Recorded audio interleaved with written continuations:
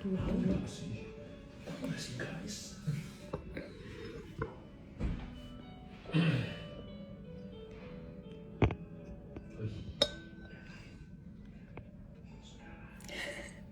Halo, suaraku kedengeran gak ya? Halo, Syafira. Suara gue kedengeran gak ya? Kok Michaelnya mana kak? Iya belum, nanti mau masuk kali bentar lagi. Teman-teman bisa denger suaraku nggak? Benci, oke. Oke, jadi teman-teman hari ini kita live di Olivia Insight episode 16 kayaknya ya hari ini. Kita ngundang Ko Michael Yo. Kita akan ngomongin gimana caranya trading di market yang volatilitasnya tinggi karena banyak ketidakpastian. Ko Michael Yo-nya kira-kira udah join belum ya? Kayaknya Ko Michael-nya belum join ya.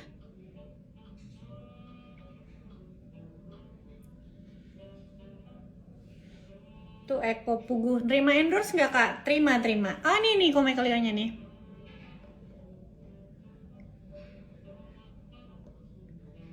Koko boleh request nggak Ko Michael? Aku nggak bisa invite nih. Masih request kayaknya Ko Michael. Ya market aja nggak pasti apalagi pasangan.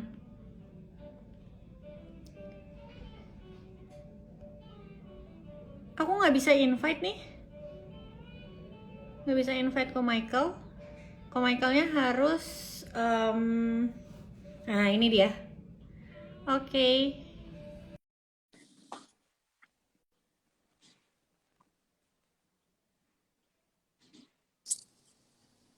Hai. Halo Ko. Kak. Apa kabar Ko? Baik. Kakak baik juga dong. Baik. Ko Michael masih di Bali atau udah di Jakarta? Oh, udah nggak di Bali aku. Tapi ntar Udah mau nggak ke di Bali Bali. lagi sih. Wah, seru banget. Seru banget. Jadi kok hari ini kan kita ngobrol-ngobrol seperti yang aku share ke Koko kan temanya. Kenapa sih aku ngundang Koko? Karena aku anggap Koko tuh salah satu orang yang paling kompeten untuk bahas kayak gini Aduh, gitu thank ya. you. Jadi makanya aku mau sharing. Mungkin kan sekarang tuh banyak banget kok teman-teman followersnya Koko atau followers aku yang lagi bingung nih ngadepin situasi yang kayak sekarang gitu. Butuh guide lah istilahnya. Harus gimana ya? Soalnya di luar juga banyak berita negatif. Kemarin tuh rame Omikron, bikin IHSG turun sampai 2,5%. Terus apalagi katanya hari ini rame lagi tentang Evergrande. Bahkan bukan cuma IHSG aja yang turun, kripto juga hari ini turun gitu ya kok. Nah sebenarnya nih kok, psikologinya tuh untuk ngadepin market.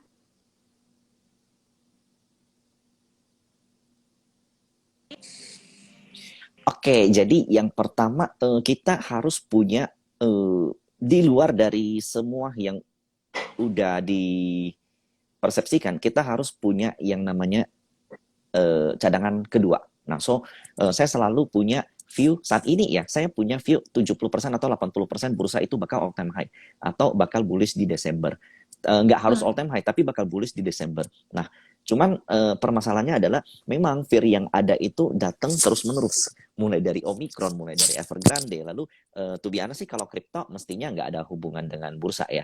Nah, gimana cara ngatasinnya? Kalian harus punya pegangan untuk view kalian yang paling kuat. Nah, itu bebas bagi kalian mungkin. Contohnya, let's say kalian tuh merasa bahwa Omicron ini bisa membuat bursa hancur satu ya. Tapi di view saya enggak. Nah, kalau kalian nggak setuju sama view saya gimana? Ya udah, sederhana. Kalian nunggu aja IHSG ya maybe di 6.200-an atau tunggu setelah dia all time high. Nah, kalau saya sendiri, saya mulai start buying di 6.500. Nah, jadi kalian mesti punya satu view pegangan kalian yang dominannya di mana dan berpeganglah pada itu. Tapi ingat, harus selalu siapkan plan B. Karena saya ataupun kalian nggak akan ada yang benar-benar benar sampai market yang memutuskan. Ya benar. Biasanya benar waktu nanti yang ngebuktiin ya kok ya. Yep. Oke, jadi teman-teman harus yakin ya apa? Kalau misalnya memang takut masuk sekarang, tadi kalau Michael Yo bilang bisa tunggu sampai di IHSG 6.200. Tapi kalau misalnya nggak turun ke situ, ya udah jangan nyesal gitu ya kalau nggak punya barang sama sekali. Mau nggak mau nunggu di all time high. Iya di all time high. Ya. Tapi kalau menurut Ko Michael Yo sendiri sekarang tuh udah terendahnya IHSG. Di 6.480 mestinya kejaga ya. Karena foreign tadi ini Kakak kalau nggak salah ada kasih aku list pertanyaan soal foreign flow kan. Jadi foreign flow saat ini ya outflow tuh di kisaran 2 triliunan kalau nggak salah. 2, 3 atau 4 ya. Tapi 2,7. anggaplah 3 ya. Nah, kalau kita bandingkan dengan di bulan Oktober itu foreign inflow itu ada kisaran 24-25 triliun. So, itu baru 1/10. Nah, untuk mereka bisa exit sampai total, itu bursa bukan 6.200, mungkin bisa balik ke di bawah 6.000. Nah, so, di opini saya, dengan berpegangan pada hal tersebut, maka saya cukup yakin bahwa IHSG bakal dijaga. Dan window dressing bakal kejadian. Karena kalau seandainya mereka harus exit sisa 9 yang kemarin itu, maka itu bahkan potensinya jauh banget. Dan di opini saya, foreign yang keluar kemarin itu hanya sekedar aksi taking profit, bukan fear gitu. Dan beberapa saham juga hari ini, Jumat kemarin, itu memang sudah mencatatkan aksi cover, aksi buyback oleh foreign. Nah, so teman-teman menurut saya jangan takut dengan foreign outflow yang 2 triliunan itu, karena kita berpegangan pada inflow yang ada di kemarin di 20-an triliun, dan itu average-nya tinggi loh. Dan itu yang mengangkat IHSG, bukan dari bottom. Nah, so average foreign itu rata-rata memang nggak terlalu bottom, justru posisinya di, ya let's say di areal IHSG 6480-an. Nah, so potensi rebound di situ kenceng, karena memang akan ada demand dari mereka. Oke.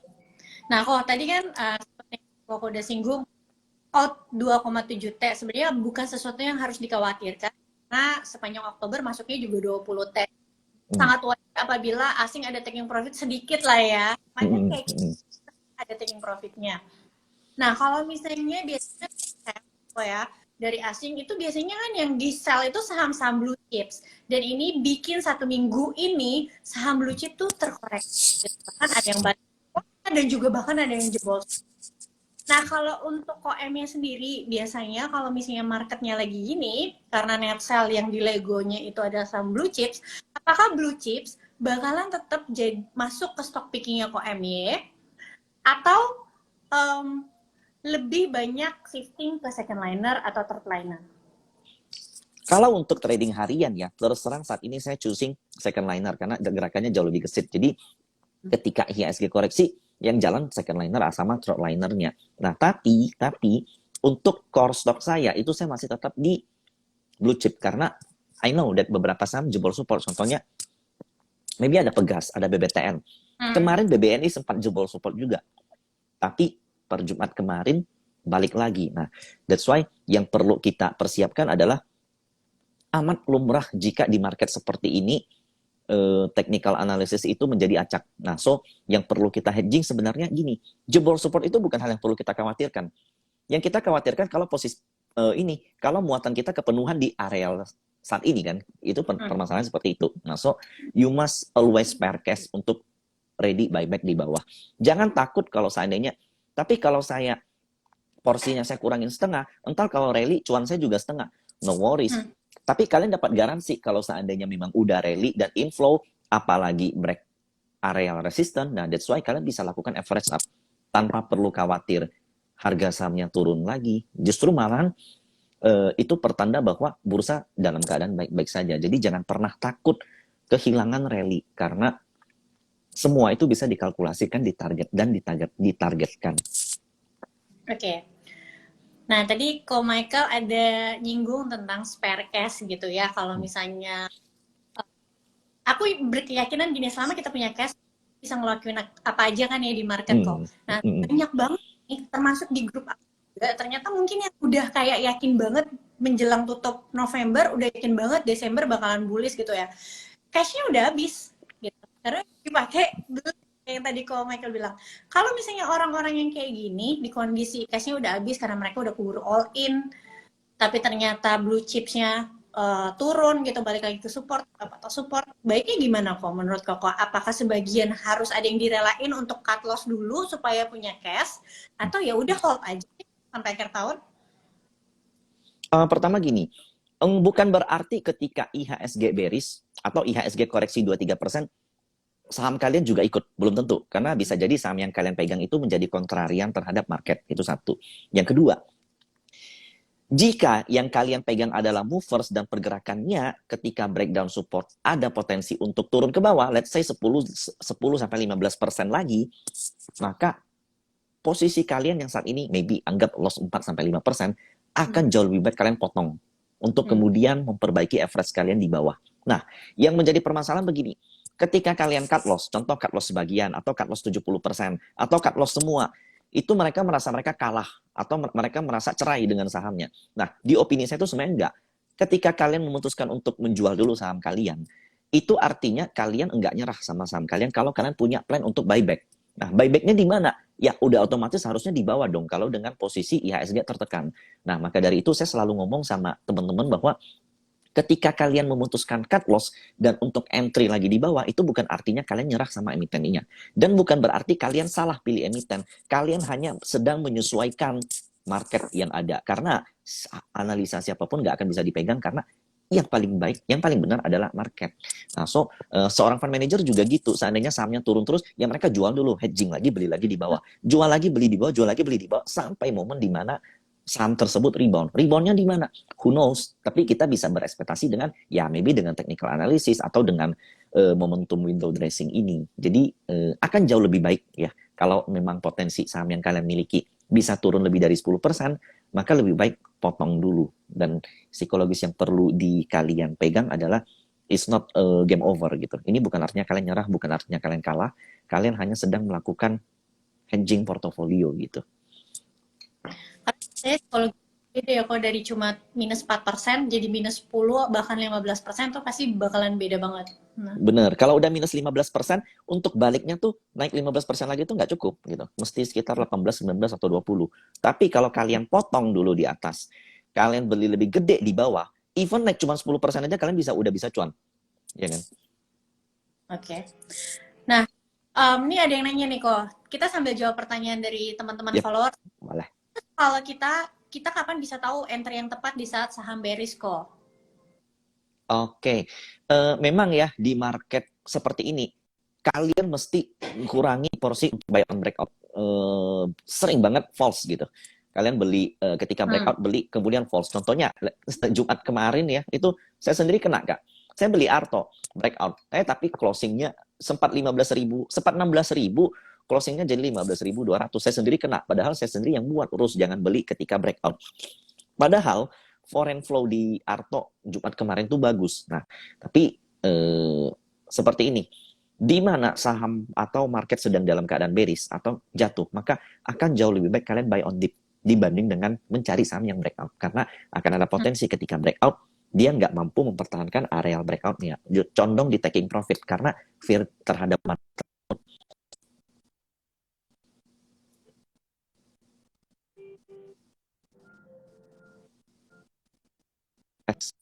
Ini aku yang putus-putus atau koko yang putus-putus ya? Sinyalnya jelek.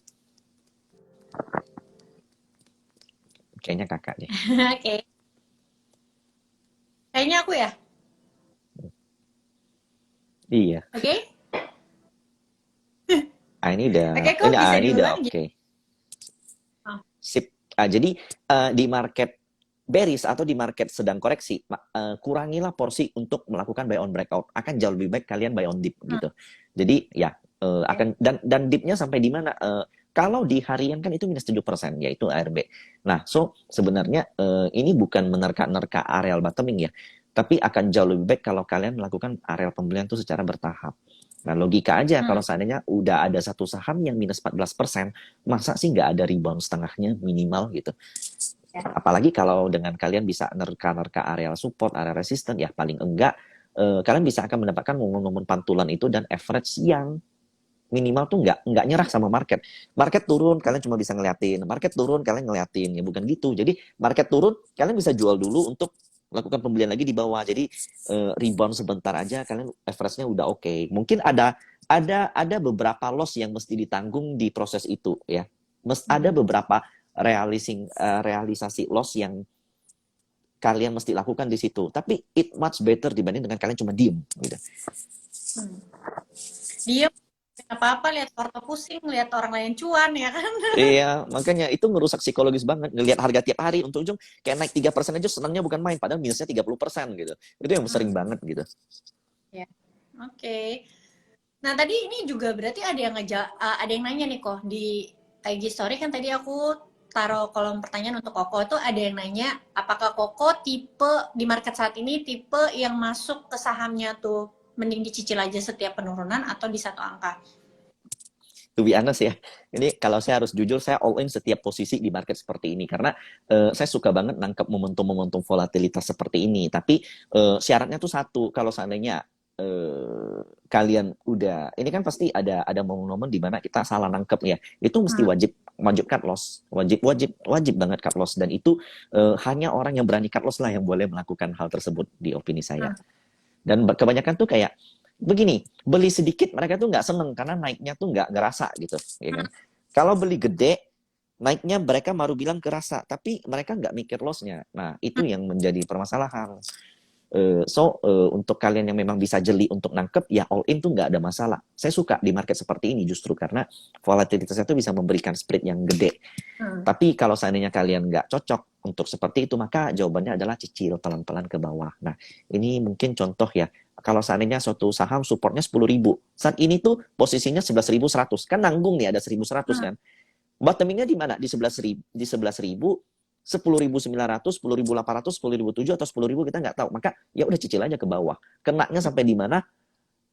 Kalau dia rebound ya udah. Kalau memang sisa dananya masih belum kepake, average up aja di mana? Tunggu areal-areal lain yang ada di atas. So ya sebenarnya market itu bukan soal technical analysis sih Kak, tapi soal gimana kita menyesuaikan average kita dengan market. Ya. Nah, itu tadi suka banget nih aku highlight lagi kata-katanya Ko Emi. Jadi kalau misalnya orang tuh maunya beli banyak, kalau naik tuh mikir kan biasa orang kalau beli tuh langsung cuannya dulu ya. Wah nih kalau sampai ARA nih 25%, katakanlah masuk 100 juta. Cuannya langsung 25 juta. Kita mikirin kalau misalnya dari 100 juta tiba-tiba malah turun jadi ASB, malah hilang jadi berapa? Hilang 6 juta gitu ya. Orang tuh ke situnya gitu. Nah, pertanyaannya adalah teman-teman bisa nggak cover rasa sakit dari hilang 6 juta ini? Kalau teman-teman nggak bisa ngerasa 6 juta itu terlalu gede, berarti kan size-nya harusnya dikecilin ya kok ya? Ya 25 jutanya, pikirin kayak, oh, oke, kayaknya cuma bisa cover rasa sakitnya tuh 2 juta deh gitu. Hilangnya ya berarti di ukuran gitu. Jangan 100 juta di bawahnya, seperti itu ya kok ya? Betul.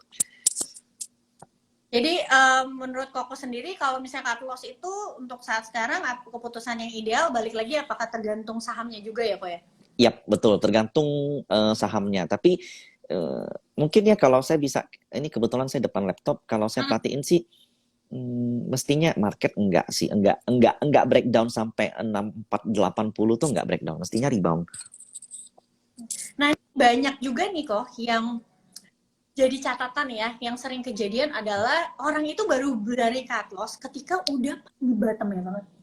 Jadi pertama nih, turun pertama misalnya patah tren gitu ya. Besoknya masih denial. Akhirnya baru nyerahnya itu benar-benar kayak udah di area demand gitu. Itu menurut Koko gimana sebenarnya ngatasin? Nah, gini, kebanyakan tuh areal support atau areal demand atau areal kritikal itu menjadi areal di mana fear tuh gede banget di situ. Biasanya begitu. Karena contoh, let's say maaf kata kalau saya sebut friend, kemarin areal pentingnya itu kan 100 ya. Banyak loh yang cut loss di 100, padahal dari 100 tuh sempat rebound dulu karena angka ini tuh menjadi seperti kayak ada yang mengatakan bahwa wah kalau 100 breakdown tuh parah, kalau 100 breakdown hancur, kalau 100 breakdown wah ini kiamat gitu. Nah ketika mendekati angka 100 kalian udah takut duluan. Nah padahal yang mesti kalian lakukan, contoh kalian punya di 150 breakdown, udah jual dulu sebagian 70%, 80%, entry lagi di 100. Nah mungkin teman-teman takut kalau 100 breakdown lagi gimana? Nah logika aja, kalau kalian beli di 102, cut loss di 98 sakitnya kan nggak seberapa dibanding dengan dari 150. Nah jadi sebenarnya ini tuh cuma permasalahan psikologis yang orang-orang tuh banyaknya tuh punya harapan kalau market tuh selalu bergerak. Mereka tuh taunya buy, nggak tahu yang namanya sell atau hedging atau taking profit di mana. Nah itu yang jauh lebih penting. Kalau beli kan gampang banget, 700 saham di areal kapanpun kalian boleh beli. Nah exitnya itu yang penting, kapan harus keluar. naik terus boleh keep nggak? Turun terus boleh keep nggak? Itu yang jauh lebih penting daripada beli gitu. Jadi ya seperti itu akan jauh lebih baik kalau kita bisa hedging portofolio. Hedging itu bukan soal kemampuan teknikal analisis, bukan soal kemampuan ngehitung valuasi, hanya sekedar gimana kalian bisa clear ngelihat harga. Itu doang sih. Kok kita lanjut jawab pertanyaan lagi ya. Mm-mm. Sebentar. Nah ini mungkin dari siapa, nggak ada namanya sih. Kapan waktu yang tepat untuk exit di market kok? Nah, ini juga pertanyaannya menarik karena banyak orang yang selalu menggunakan acuan exit ketika sudah mencapai target price. Jadi kan kebanyakan contohnya target price itu kan bisa bebas, pakai valuasi fundamental bisa, pakai contohnya riset sekuritas bisa, pakai area high dari IKSG bisa, atau pakai target dari technical bisa. Nah, pertanyaannya adalah even seorang let's say big player, bandar ataupun owner emiten pun bisakah dia memprediksi titik tertinggi daripada sahamnya? Jawabannya enggak. Market maker pun sering melakukan tes. Nah, siapa yang bisa prediksi bahwa suatu saham ditargetkan 300 ternyata bablas ke 1000? Contoh, Agro, BRIS tahun lalu itu bablasnya bukan main. Even emiten, owner, bandar, nargetin sekian doang ngasih naik terus. Nah, kalau seandainya contoh saya sebagai owner emiten bilang itu saya targetin emiten saya ntar ke 1000, sekarang 800, ntar di 1000 kalian jual aja. Ternyata bablas sampai 1400. Nah, maka jawaban yang paling penting adalah kapan kalian harus exit ketika trennya patah. Nah, that's so easy gitu. Itu benar-benar kayak trennya patah gimana? Bisa pakai trend line atau bisa pakai let's say persentase. Jadi contohnya udah naik 10%, kalau dia turun lewat dari setengahnya atau 5%, kalian exit gitu. Contoh, udah profit 10%, dia turun lagi minus 15%, masa kalian keep sih? Udah cuan 10% terus dibiarin jadi minus 5%, kan sayang banget gitu. Maka akan jauh lebih baik kalau saya, contohnya, saya beli di sini. Dia naik segini.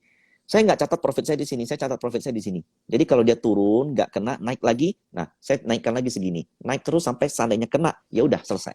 Jadi exit saya, exit kalian, exit kakak, dan exit semua orang yang ada di sini bakal berbeda-beda semua. Nah, kalau semua nargetin di satu harga, contoh Antam exit di 4.000, siapa yang mau beli lagi di 4.000 gitu. Jadi itu bukan merupakan suatu skema market yang ideal kalau menurut saya. Jadi kapan kita harus exit? Sesuaikanlah dengan kamu punya strategi atau sesuai dengan kata orang saat ini tuh sesuailah dengan keserakahan kalian gitu. Nah, so memang akan jauh lebih ideal entry dan exit kita tuh punya plan masing-masing. Karena kalau bareng, contohnya saya bilang, besok kita exit ya Arto 15.000 exit semua. No, longsor semua pasti gitu. Jadi ya memang kita mesti punya plan exit yang masing-masing. Nah, bisa contoh, ini contoh sederhana. Kalau saya mau tebus rek isu, saya nggak punya uang lagi gimana? Saya tetap harus jual dong. Ya kan? Nah, jadi tiap orang tuh punya kebutuhan masing-masing untuk exit gitu. Bisa berdasarkan kebutuhan uang, tapi yang paling ideal adalah ketika trennya patah. Bukan ketika dia menyentuh target price. Karena nggak ada satu orang pun yang tahu target price bisa tersentuh atau nggak tersentuh atau bablas lanjut di atas target price. Jadi exitlah dengan trailing stop dan ketika trennya patah. Tren patah nih. Kalau Koko sendiri biasanya paling suka ngelihat tren patah itu apakah dengan market structure, misalnya tiba-tiba dia lagi rally, lalu misalnya ngebentuk double top atau head and shoulder, atau misalnya trend channel jatuh ke atas, atau misalnya pakai moving average kok. Nah, to be honest ya, kalau udah rally kenceng, kemudian ketemu double tops atau head and shoulders biasa hancur tuh, Kak. Contohnya Bitcoin hari ini udah rally kenceng, ketemu head and shoulders nyentuh berapa ya? 50.000 kalau nggak salah hari ini kemarin. Jadi memang kalau seandainya udah kenceng kemudian ketemu bearish pattern, siap-siap tuh. Nah, kalau saya sih biasanya saya suka padukan sama yang namanya Fibonacci. Jadi sorry sebentar saya coba cek. Ini kebetulan saya lagi di chat. Nah, yes, jadi titik terakhir itu 0,618. Jadi kalau seandainya lewat dari 0,618, this end game kalau menurut saya. Oke.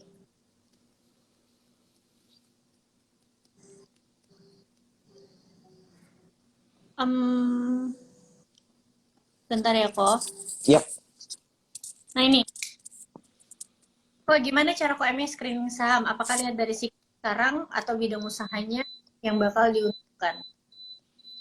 Gini, dalam screening saham terus terang contohnya ya, kita tuh nggak selalu bisa menerka pergerakan saham rotasi itu secara tepat ya.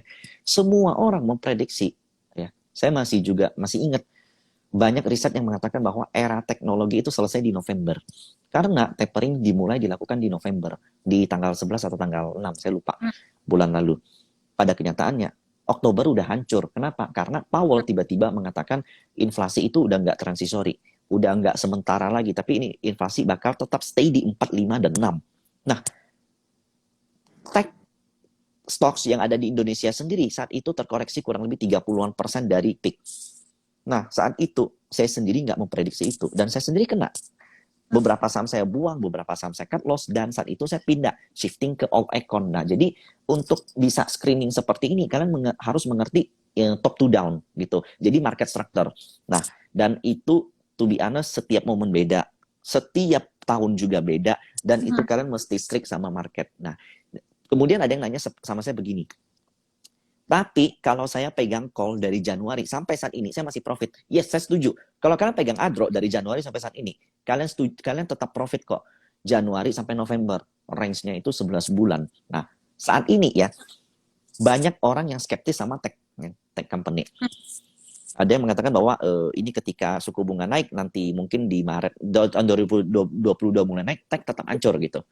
Nah, sehingga banyak yang pindah tuh ke komoditas, ada yang pindah ke banking, ada yang pindah ke infrastruktur. Tapi per hari ini barusan ya, Katie Wood itu post YouTube pribadi dia, YouTube channel dia. Dia mengatakan dia tidak akan pindahkan shifting portofolio dia ke all econ. Why? Karena dia punya view tech itu bakal growth for at least 5 years. Jadi, saat ini momen di mana tapering, dia akan menggunakan sisa atau hedging portofolio dia untuk buy on dip di tech stocks. Nah, jadi setiap orang punya momennya masing-masing. Apakah mereka yang kemarin main call di saat tech naik, mereka kalah? Per hari ini mereka bisa buktikan kalau portofolio mereka juga baik. Nah, apakah mereka yang kemarin strict sama BBTN, BBNI, BBCA kalah ketika saham teknologi kemarin naik? Per hari ini juga fund manager yang pegang BBCA itu ketawa-ketawa karena BBCA sempat all time high. Nah, jadi untuk kalian yang pengen ngikutin ombak-ombak kecil ini, maka kalian harus terhadap market structure. Kalau kalian nggak mau ngikutin ombak-ombak kecil ini, tetaplah pada satu view. Bedanya time frame kalian harus lebih panjang. Jadi menurut saya tahun depan mungkin potensi yang main adalah alt stocks. Itu lebih fokus banking terutama, infrastruktur, kemudian tower-toweran. Tapi kalau untuk tech stock masih ada fear terhadap kenaikan suku bunga. Nah, so untuk ke depan ya stock picking menurut saya ya kalian kalau memang mau ngincar portofolio atau performance ya kalian pindah ke saham-saham all econ.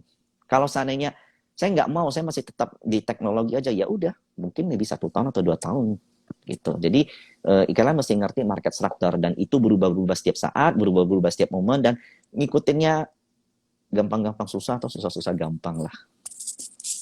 Balik lagi ya, kalau tinggal time frame-nya aja. Kalau sekarang lagi bearish ya tinggal time frame-nya aja kan dipanjangin. Kadang juga nggak 2 tahun balik ke, ada juga yang belum 1 tahun tiba-tiba udah balik. Ya. Segala macam. Itu tadi kok ada sempet tower-toweran itu aku juga termasuk salah satu yang lagi watchlist banget tower-toweran. Alasannya harga sahamnya udah jatuh banyak karena memang mereka tahun naiknya juga udah kenceng kan. Sekarang sahamnya udah banyak yang turun, dalam artian bukan yang baru IPO ya, kayak Telkomsel atau Tebik, terus juga kan kita menghadapi 5G 1-2 tahun ke depan gitu, baru secara massal di Indonesia di aplikasi.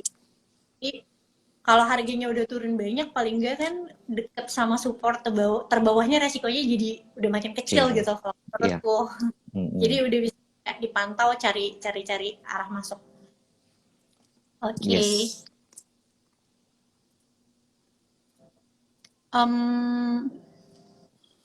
Bentar ya kok. Yep. Oh, nih ada yang nanya kok. Tisna, kok ada referensi nggak buku tentang money management untuk trading? To be honest, nggak ada. Saya udah banyak baca buku trading atau baca buku technical analysis, nggak ada yang specifically membahas tentang money management. Bener hanya apa? Hanya hal-hal sederhana aja. So, ini mesti kalian, tapi menurut saya ada baiknya. Kenapa? Karena setiap orang tuh punya stylenya masing-masing gitu. Nah, so, ini saya nggak tahu, semoga saya salah ya, semoga saya salah. Saya banyak perhatiin orang yang pinter ngatur portofolio atau portofolionya bagus saat market jelek atau dia unggul dibanding dengan yang lain adalah rata-rata orang yang ngerti matematika. Nah, so minimal kalian ngerti lah sama matematika gitu. Oke.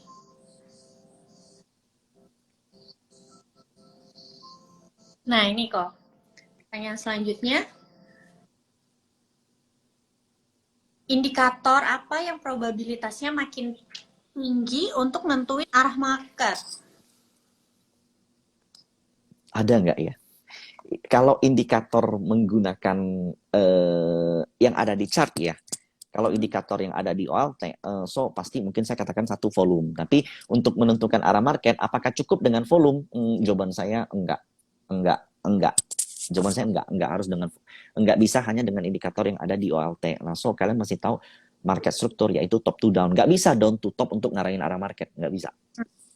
Mesti top to down. Kalian mesti tahu apa yang terjadi di global, pengaruhnya apa, efeknya apa, kemudian gimana pemerintah bereaksi, kemudian apa pengaruhnya terhadap bursa. Nah, di situ baru ketahuan. Kalau dari bursanya, apakah bisa mempengaruhi Powell? Bursa ISG contoh, apakah bisa mempengaruhi pidato Powell? Nggak bisa kan? Pidato Powell yang mempengaruhi bursa, bukan bursa yang mempengaruhi pidato Powell. Nah, so untuk menentukan arah bursa, fokuslah apa yang terjadi di global dulu, baru ke kita. Maka dari itu sebenarnya charting itu is last thing to do. Sebelum kalian menentuin mau beli sama apa, bla bla bla bla. Ketahui dulu apa yang terjadi di dunia.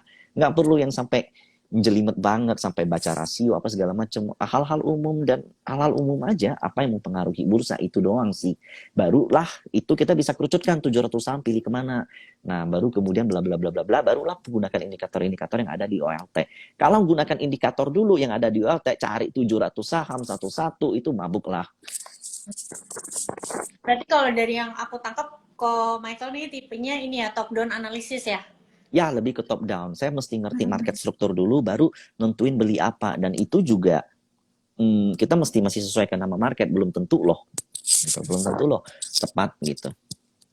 Oke. Nah, kok kalau misalnya untuk sizing nih kok, di market yang volatilitas tinggi kayak gini, itu sebenarnya kita perlu nggak sih ngurangin, misalnya katakanlah contoh ya, kalau misalnya marketnya lagi bagus, dari 100% dana kita misalnya bisa trading dari 80%, kayak di bulan Oktober gitu ya, Oktober awal lah sampai awal November.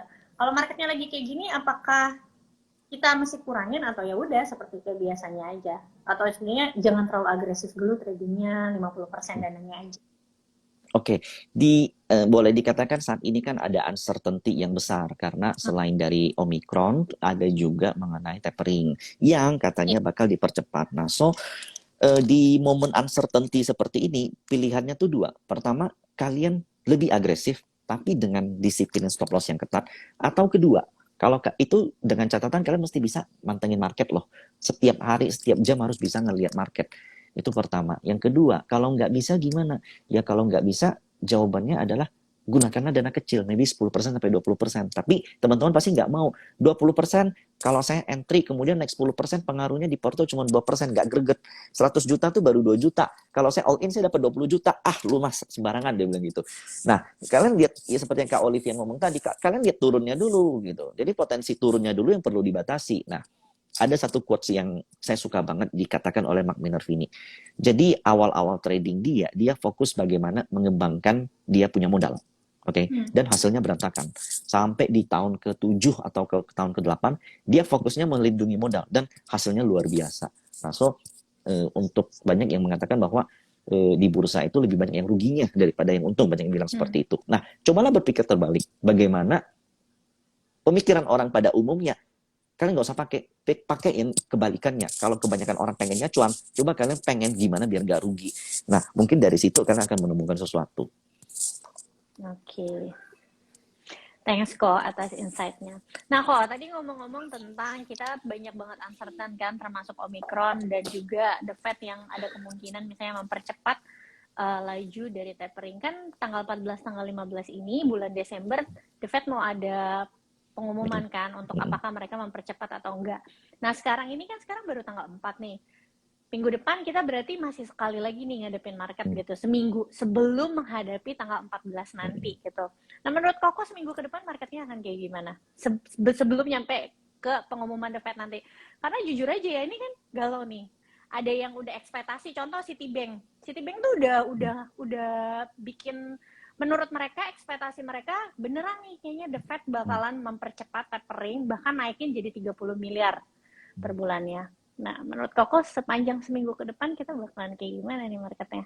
Oke, di opini saya mestinya kita enggak punya respon yang terlalu ekstrim terhadap momen tersebut. Kenapa? Karena taperingnya itu bukan taper tantrum, bukan kenaikan suku bunga yang dipercepat. Nah, saat ini kalau yang saya baca ya tercepat itu 2020 bulan Juni atau April. Bulan Juni kenaikan. ya? Bulan Juni kalau nggak salah itu, ya bulan Juni kenaikan suku bunga. Itu yang mesti diwaspadai. Biasanya sebelum bulan itu nanti ada tuh bahasan-bahasan lain yang buat ngefirnya jadi lebih cepat gitu. Nah, kemudian kita shocking. Nanti di momen itu kejadian udah biasa aja. Itu udah sering banget namanya price in kan. Nah, so Iya, menurut saya ya market ini justru bukan cuma soal Omicron tapi memang udah ada price in juga terhadap tapering ini yang semakin dipercepat. Nah, so menurut saya seminggu ke depan enggak terlalu ini sih. Enggak terlalu efek gede. Nah, ada beberapa hal lucu yang menurut saya ya, yang menjadi conviction saya bahwa bursa masih bakal oke di Desember adalah, pertama, sebelum old stock rally, sebelum IHSG menuju all time high kemarin, ada riset dari JP Morgan yang mengatakan bahwa mereka bull di emerging market. Satu. Kedua, mereka juga bilang buy Indonesia, very good. Kenapa? Karena berdasarkan ekspektasi GDP growth. Satu. Yang kedua, ketika Omicron sampai mendekati, kemarin kan bursa koreksi karena saya anggap triggernya tuh karena ada Omicron yang nyampe di Malaysia. Nah, kemudian kita koreksi. Nggak lama, Bloomberg juga ngeluarin statement. JP Morgan di Bloomberg ngeluarin statement bahwa bagi mereka Omicron ini sinyal bahwa pandemi bakal berakhir karena mereka berkaca kepada pandemi-pandemi sebelumnya, di mana setiap pandemi akan selalu ada mutasi-mutasi virus yang membuat mortality rate semakin rendah, tapi spread rate semakin gede. Nah, so ini merupakan proses dari pandemi menuju endemi. Dan saya melihat bahwa, siapa sih yang angkat bursa kita? Apakah Citigroup? No, JP Morgan. Nah, so ya kita bisa berlindung di mereka, istilahnya seperti itu. Selama mereka nggak merubah view mereka, maka kita tetap akan mendapatkan info. Kalau di pandangan saya, paling ya ada musuh-musuh asing yang taking profit sedikit-sedikit atau gimana, gitu. Oke, kalau ini pertanyaan berikutnya, kok kriteria saham tuh bisa dikatakan bakal mantul ketika sudah ada di bottom tuh pas muncul tanda-tanda seperti apa? Mungkin kayak gitu ya pertanyaannya. Pertama gini, ketika suatu saham turun, kemudian turun lagi, itu pasti kan biasanya volume perdagangan lesu. Karena orang nggak berminat, makin turun. Tapi kalau seandainya tiba-tiba kalian melihat volumenya tiba-tiba gede, maka artinya valuasi itu dinilai murah oleh market. Bukan oleh saya, bukan oleh Kak Olive, bukan oleh fundamentalis lain, bukan oleh value investor, tapi oleh market. Aduh, sorry jatuh. Tapi oleh market. Semangat banget kok Emi. Apa-apa kok. Oke, tapi oleh market. Dan itu yang jauh lebih penting daripada, kalau di opini saya ya, saya kenal value investor ini. Dia mengatakan saham ABCD murah di 1.000. Value investor ini bilang murahnya di 800. Value investor ini bilang sekarang udah murah. Gitu.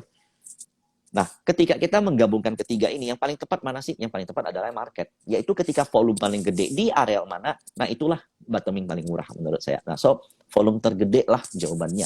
Kalau seandainya kalian melihat bottoming, tiba-tiba ada volume gede, harganya udah nggak turun lagi, kemudian ya bisa cek Bropsung atau cek net foreign flow.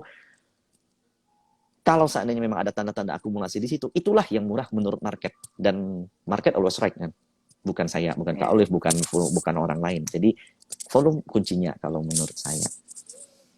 Market always right. Nah ini jadi ingat kemarin di grup juga ada yang curhat gitu ya, kok member baru aku, dia bilang kayak kok abis cut loss, misalnya abis beli malah turun, terus abis cut loss malah rebound gitu. Ya karena market dia bilang kayak apa mungkin sial ya gitu, apa market nggak suka sama kita ya, market nggak kenal juga sama kita siapa ya kan kok. Market nggak peduli kita beli di mana, kita jual di mana, apalagi dengan size kecil ya.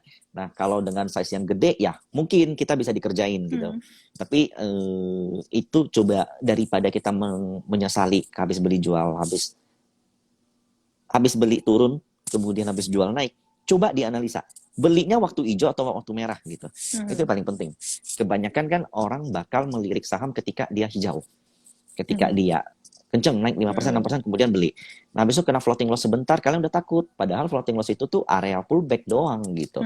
Nah, sebenarnya itu area beli gitu. Harus selalu ingat setiap ada yang jual selalu ada yang beli. Nah, coba diputar balik gitu.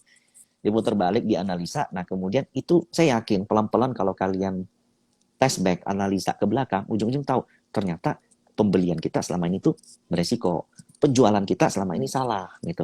Itu diulang-ulang aja terus sampai enek lah gitu ya. Ujung-ujung kalian istilahnya kita bakal selalu buat salah di market, itu pasti. Tapi kesalahan ini tuh bisa kita minimalisir, itu yang penting sih. Oke. Next question.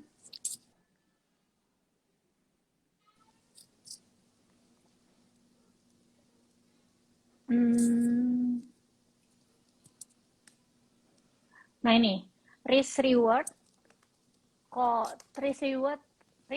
ratio kok ME dong.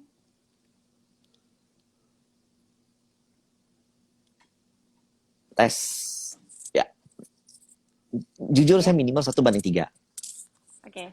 Nah, jadi sebenarnya 1/3 ini apa? Kalau minus 5% ya at least plus 15%. Nah, kalau seandainya minus 1%, at least plus 3%. Itu untuk scalping ya. Jadi, I do scalping tuh di market seperti ini. Justru di market seperti ini untuk scalping tuh memang momen-momennya scalper. Oke. Tapi kok ini juga nggak sih? Scalping juga nggak sih? Ya, I do scalping di market seperti ini ya. Karena kalau di market seperti ini kamu hold, kamu keep, nggak akan kemana-mana. Pasti turun terus. Kamu punya portofolio. Scalping salah satu cara untuk mengatasi penurunan tersebut. Jadi saya ada saham yang saya pegang. Ya? Kalau untuk scalping sendiri, Koko biasanya berapa persen dari modal kok? Hampir all in, Kak. Maksudnya misalnya Koko punya modal 100% nih. Katakanlah misalnya 100 juta ya. Semuanya dijadiin scalping atau semuanya cuma 5% aja? Semuanya. Oke. Because saya lagi nyari perform portofolio, maka itu saya pakai semuanya. Tapi dengan catatan saya strict banget kalau 2, 3, 4% saya exit. Sampai momen langsung exit. Dan karena saya juga seorang swing trader, bagusnya seperti ini Kak. Contohnya saya beli di support, kemudian rebound 5%, saya jaga di 3% contoh. Enggak kena 3%, naik lagi 10%. Saya jaga di 7%. Nah, selanjutnya bisa jadi swing dengan all in gitu. Tapi itu mesti punya disiplin yang tinggi banget. Dan itu kalau nggak bisa didiemin. Nah, kalau didiemin tahu-tahu jadi minus, makin dalam ujung-ujung nyangkut. Jadi itu ibaratnya kayak gini lah, kayak celupin jari ke kolam piranha deh gitu. Jadi kalau seandainya jari lu putus ya udah jari doang, jangan sampai tangan gitu. Oke. Nah nih kok dari Denvesa, tanggapannya kok MY dihapusnya kode broker. Oke. Jadi tanggal 6 ya kalau nggak salah ya. Jadi Senin atau Selasa udah nggak ada kan. Kalau memang itu kejadian ya. Karena penghapusan kode broker itu wacananya tuh udah dari bulan Agustus kalau nggak salah. Tapi nggak kejadian terus. Nah, di opini saya, bursa akan lesu. Nah, sebenarnya sayang banget sih kejadiannya tuh di momen window dressing. Sayang banget. Kenapa nggak tahun depan aja gitu? Kenapa harus di momen window dressing baru ada penghapusan kode broker? Itu satu. Kedua, ya ini saya nggak tahu saya boleh ngomongin ini atau enggak. Jadi salah satu alasan Bursa Efek mengatakan bahwa mereka mengurangi yang namanya herding behavior. Nah, sebenarnya kalau di opini saya ya, dari pembicaraan retail yang ada di luar, memang mereka melakukan herding karena mereka mengikuti kode broker tertentu dan itu mungkin menyulitkan big player-nya. Nah, that's why saat ini tuh dipotong. Nah, saya selalu punya pandangan seperti ini. Sampai saat ini ya, sampai saat ini saya kan salah satu pengguna technical analysis. Sampai saat ini pun saya nggak pernah mengagungkan technical analysis. Bukan nggak mungkin suatu saat charting nggak bisa dipakai loh. Bukan nggak mungkin suatu saat nggak ada candle lagi loh. Bukan nggak mungkin. Nah, ini kode broker aja hilang. Nah, kalian harus selalu beradaptasi. Ini proses pendewasaan kalian. Bagi kalian yang selama ini pakai kode broker di live trade ya. Kalau di end of the day kan nggak ada masalah. Tapi di live trade-nya tuh yang nggak bisa lihat. Tapi kalau nggak salah, transaksi lotnya tuh masih bisa dilihat, Kak. Cuman kode brokernya Ya aja yang cuma nggak bisa kode dilihat. brokernya aja kan. Jadi Nah, jadi biasanya top buyer ya sekian lot gitu, tapi nggak ada nih siapa. Nah. Dulu kan mungkin BK, MG betul. gitu kan. Mereka suka ikut MG beli ya udah ikutan gitu. BK beli ya udah ikutan. Nah, mungkin kalau kali ini kalau nggak ada kode broker tapi ada jumlah lot dan frekuensinya, ya masih bisa dianalisa kalau menurut saya. Justru lebih bagus karena who knows kalau ada bandar yang pakai YP kan? Who knows? Ya. Even yang broker yang suka diejek-ejek kalau masuk diguyur juga bisa aja bandar pakai kode broker itu kan ya kok? Ya benar. Jadi pendewasaan ya Oke. benar. Kalau mengurangi herding behavior ya sebenarnya ada benernya gitu. Cuman yang saya sayangkan adalah jumlah transaksi bakal berkurang dan likuiditas juga bakal berkurang, spread juga bakal berkurang. Itu yang saya sayangkan sih. Oke. Nah ini tadi ada yang nanya kok rata-rata pertanyaannya sih mirip ya. Windrest nih bakalan kejadian atau enggak? Tapi tadi Ko Michael Yo udah jawab ya, kalau Ko Michael Yo masih meyakini Windrest akan kejadian. Nah, pertanyaan selanjutnya adalah after itu, menurut Ko Em ya. After itu nih, menurut Ko Em ya, akhir Desember target IHSG berapa? Dan after itu, di Januari, apakah kita bakalan balik koreksi lagi atau bisa naik lebih tinggi lagi dibanding Desember? Nah, justru sebenarnya kalau kalian mau beli hanya untuk window dressing, maka ya nggak usah nge-hold sampai Januari lah. Berarti kan cuman Desember doang gitu, cuma Desember doang. Dan memang secara historikal selama 20 tahun 100% memang IHSG mencatat kenaikan yang positif. Nah, target kenaikan IHSG sendiri kalau saya perhatiin seperti ini ya nggak jauh-jauh dari 6.700 atau 6.750-an, nggak sampai tinggi-tinggi banget di Desember ya. Tapi kalau Januari, nah menurut saya di Januari justru game changernya itu all time high-nya di Januari. Tapi bukan dengan saham-saham window dressing ya, justru saham window dressing yang udah kenceng, resikonya di taking profit kan di Januari. Nah, tapi di opini saya tahun depan outlook-nya kan kalau kalian semua baca outlook, baca riset, masih recovery ekonomi. Nah, recovery ekonomi, inflasi tinggi, kemudian suku bunga potensi naik, maka saham-saham all econ lah yang harusnya menjadi movers. Yaitu kalau kita ada banking, ada infrastruktur, ada telco-telcoan gitu. Jadi bukan teknologi lagi, bukan saham tech lagi. Tapi kalau misalnya mau being kontrarian kan time frame-nya di atas 1 lebih tahun, panjang. 2 tahun justru lebih panjang. Pas harga sahamnya jatuh itu teknologi kalau memang yakin sama sebuah perusahaan itu saatnya buat cicil ya kok ya kalau misalnya berpikir kontrarian.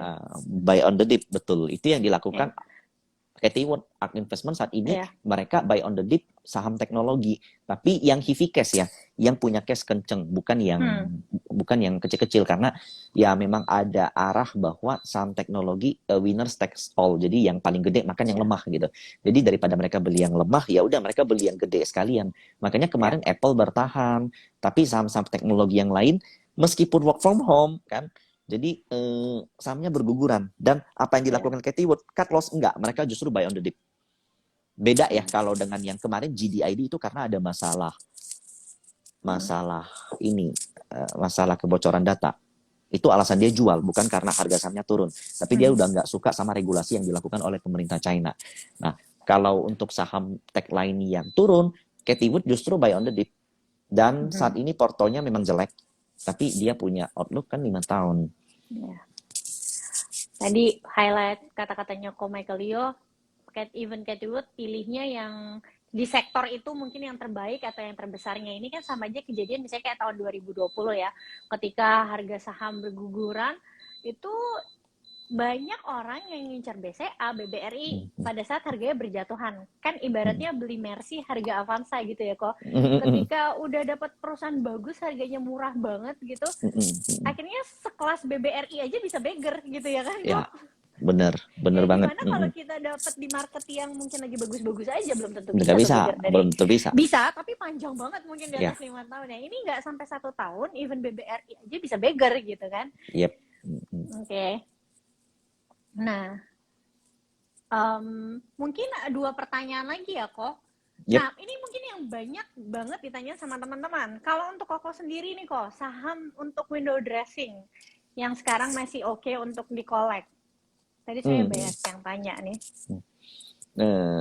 Kemarin saya ada cek ya, agak lucu, agak unik, bahwa ternyata untuk banking movers yang nomor 1 selalu mencatatkan kenaikan lebih tinggi dari banking lain adalah BBCA. Itu satu. Yang kedua, saya punya yang lain, yaitu adalah Arto, yang saya suka gitu, karena menurut saya mungkin nggak ada window dressing, mungkin banget. Kenapa? Karena Arto di areal seperti ini aja fund tuh masih collect, apalagi. Jadi ya potensi mereka ada window dressing ada, dan ya bukan dari investor yang ada di market. Ini aku Arto yang itu mati menarik. atau Komi? Halo, tes. Komi kayaknya tadi sempat putus deh. Iya. Arto kenapa? Arto di gini. posisi sekarang Kan tinggi, banyak yang bilang kan udah tinggi dari berapa, dari 5.000 naik sampai belasan ribu. Nah, tapi kalau kalian perhatiin ya, yang ngangkat dari bawah sampai atas itu early investor loh, bukan investor yang ada di market gitu. Nah, investor yang ada di market justru area-area sekarang masih masuk gitu. Nah, maka dari itu potensi window dressing-nya ada. Dan selanjutnya mestinya ya, sampai sekarang saya juga nggak tahu kenapa Antam nggak jalan ya, karena saya lihat fund flagship yang ada di 20 reksadana AUM tertinggi itu 70% ada Antam, yang mestinya Antam dapat jatah sih gitu. Iya. Ya benar-benar. Kayak yang lainnya udah pada jalan, even yang Pegas dulu jatuh udah jalan gitu ya. Memang Antam nih gak tau lah kenapa masih sideways, mentok di harga tertentu turun lagi. Oke. Kok pertanyaan terakhir. Tadi udah kejawab semua sih harusnya tentang kapan harus taking profit dan lain-lain. Itu mewakili semua pertanyaan teman-teman yang ada di kolom tanya jawab. Mungkin terakhir kita melenceng sedikit tapi nggak apa-apa. Banyak yang nanya pandangan tentang Bukalapak kok. Nih tadi banyak banget yang chat. Di kolom tanya jawab juga banyak banget yang nanya Bukalapak. Menurut Koko sendiri gimana? Harus saya admit bahwa Bukalapak IPO-nya fail. Oke. Jadi IPO-nya memang gagal. Nah, berdasarkan rumor gosip yang beredar ya, itu ada early investor yang exit. Nah, ya to be honest memang kalau untuk saham yang baru IPO, kita bukan cuma bicara soal growth perusahaan, bukan soal fundamental perusahaan, bukan juga teknikal, tapi gontok-gontokan siapa yang mau jual, siapa yang mau beli gitu. Dan ya memang kalau kalian perhatiin juga banyak reksa yang nyangkut di Bukalapak ya. Bahkan ada yang cut loss, itu jarang banget sih saya ngelihat reksa bisa cut loss dan dengan nilai yang begitu gede. So sampai saat ini saya mesti admit bahwa Bukalapak IPO-nya fail. Kapan dia rebound? Terus terang saya nggak tahu, tapi ya secara logika sih di 500 mestinya menjadi area psikologis gitu.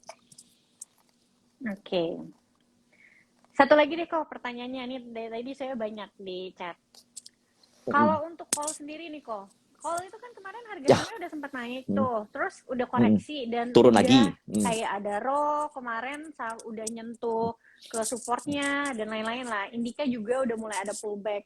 Menurut Koko, apakah masih bisa sampai akhir tahun untuk call-callan ini setelah terkoreksi yang lumayan dalam? Kebetulan tuh memang saham call kemarin tuh acak banget ya. Jadi ada foreign flow, lalu ada foreign outflow. Jadi kelihatannya pun foreign pun sedang confused terhadap saham call. Tapi per kemarin dan per minggu kemarin ya, saya melihat potensi saham call menuju last high dia semuanya. Salah satu yang saya suka adalah Adro, PTBA, dan Indi.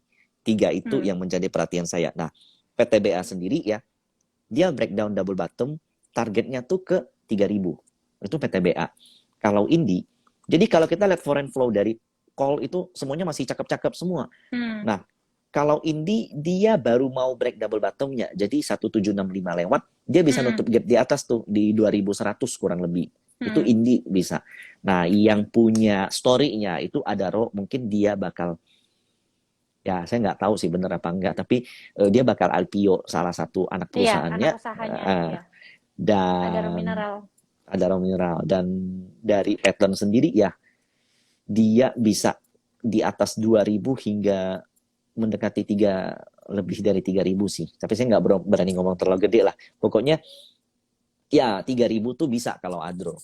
Dan itu yang paling menarik karena dia punya core action kan. Jadi saham call memang, tapi secara foreign flow ya Adro outflow terus Kak. Tapi harganya yang paling oke gitu. Jadi Adro, PTBA dan Indi kalau di opini saya call bisa.